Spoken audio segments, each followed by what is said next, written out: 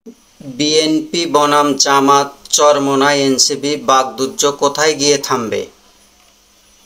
ছাত্র জনতার গণ অভ্যুত্থানের আওয়ামী লীগের পতনের পর রাজনীতির মাঠে নতুন পরিস্থিতি তৈরি হয়েছে। আওয়ামী লীগের ফ্যাসিবাদ বিরোধী আন্দোলনে থাকা দলগুলো এখন পারস্পরিক দ্বন্দ্বে জড়িয়ে পড়ছে। এই দ্বন্দ্বে একদিকে আছে বিএনপি, আরেকদিকে জামাতে ইসলামী, ইসলামী আন্দোলন বাংলাদেশ ও জাতীয় নাগরিক পার্টি এনসিপি।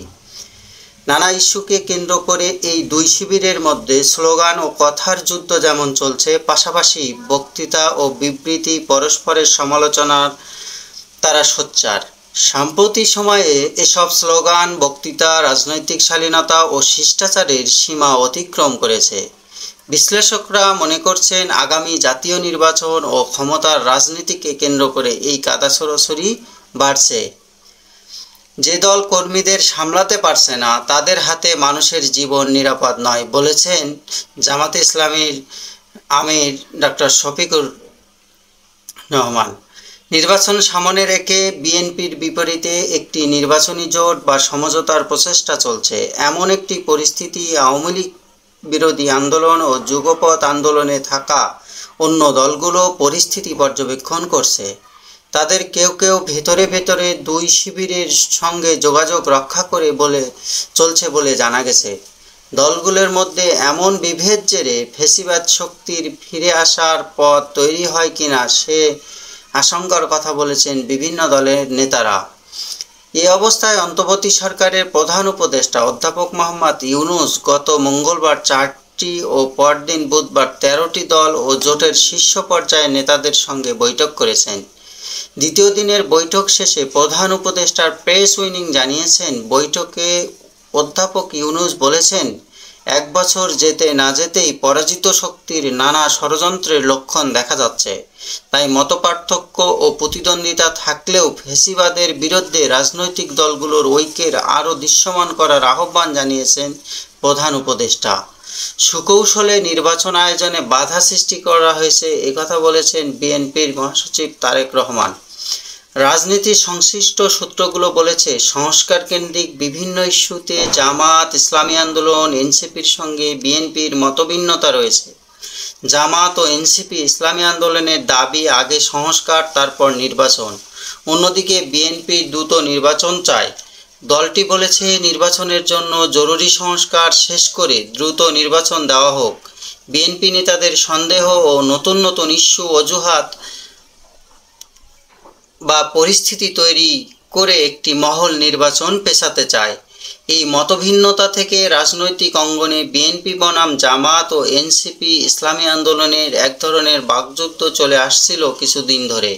9 জুলাই পুরান ঢাকায় ভাঙাড়ি ব্যবসায়ী লালচাঁদ ওরফে সোহাগের নৃশংস হত্যাকাণ্ডকে কেন্দ্র করে এই দুই শিবিরের মধ্যে পাল্টাপাল্টি বক্তব্য ও স্লোগানের যুদ্ধ শিষ্টাচার ছাড়িয়ে যায়। কেন্দ্রীয় নেতাদের লক্ষ্য করে ব্যতিক্রম আক্রমণ শুরু হয়। আওয়ামী লীগ শাহী চাঁদাবাজ, বিএনপি ছেঁচড়া চাঁদাবাজ, বলেছেন ফয়জুল করিম। 9 জুলাই ইসলামী আন্দোলনের জ্যেষ্ঠ নায়েবে আমির সৈয়দ মোহাম্মদ ফয়জুল করিম গণমাধ্যম কর্মীদের বলেন, বিএনপি কি গুণ 9 মাসে 150 খুন, চাঁদা তুলে পল্টনে চলে যায় লন্ডনে। একথা বলার পর তিনি বলেন, এটা আমি বলছি না, কিন্তু পাবলিক বলে।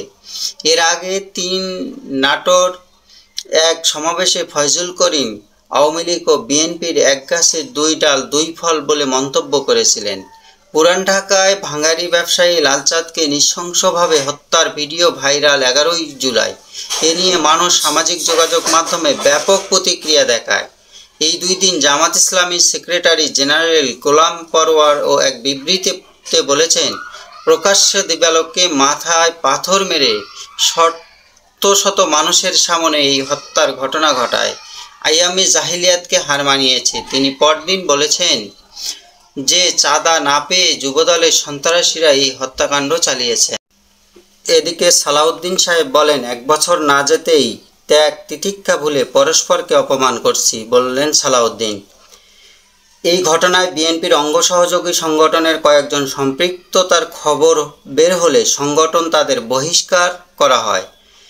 এই খুনের প্রতিবাদে 11 জুলাই রাতে ঢাকা বিশ্ববিদ্যালয়, জগন্নাথ বিশ্ববিদ্যালয়, বুয়েট, ইডেন, মহিলা কলেজ সহ বিভিন্ন শিক্ষা প্রতিষ্ঠান ও সাধারণ শিক্ষার্থীদের ব্যানারে মিছিল বের হয়।